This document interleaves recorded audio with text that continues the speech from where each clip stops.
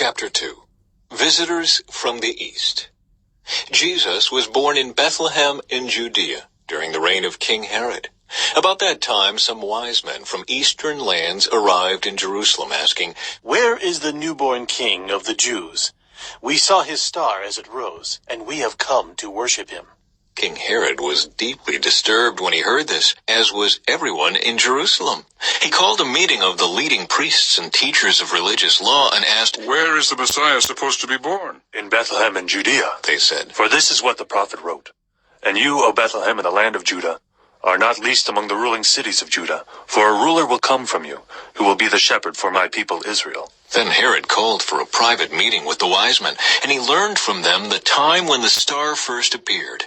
Then he told them, "Go to Bethlehem and search carefully for the child, and when you find him, come back and tell me so that I can go and worship him too." After this interview, the wise men went their way, and the star they had seen in the east guided them to Bethlehem.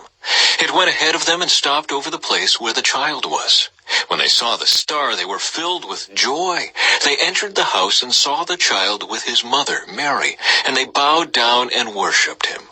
Then they opened their treasure chests and gave him gifts of gold, frankincense, and myrrh. When it was time to leave, they returned to their own country by another route, for God had warned them in a dream not to return to Herod. The escape to Egypt. After the wise men were gone, an angel of the Lord appeared to Joseph in a dream. "Get up, flee to Egypt with the child and his mother," the angel said. "Stay there until I tell you to return, because Herod is going to search for the child to kill him." That night, Joseph left for Egypt with the child and Mary his mother, and they stayed there until Herod's death.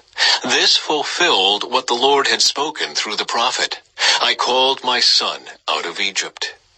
Herod was furious when he realized that the wise men had outwitted him. He sent soldiers to kill all the boys in and around Bethlehem who were 2 years old and under, based on the wise men's report of the star's first appearance. Herod's brutal action fulfilled what God had spoken through the prophet Jeremiah. A cry was heard in Ramah, weeping and great mourning. Rachel weeps for her children, refusing to be comforted, for they are dead. The return to Nazareth. When Herod died, an angel of the Lord appeared in a dream to Joseph in Egypt. "Get up," the angel said. "Take the child and his mother back to the land of Israel, because those who were trying to kill the child are dead." So Joseph got up and returned to the land of Israel with Jesus and his mother. But when he learned that the new ruler of Judea was Herod's son Archelaus, he was afraid to go there. Then, after being warned in a dream, he left for the region of Galilee. So the family went and lived in a town called Nazareth. This fulfilled what the prophets had said, "He will be called a Nazarene."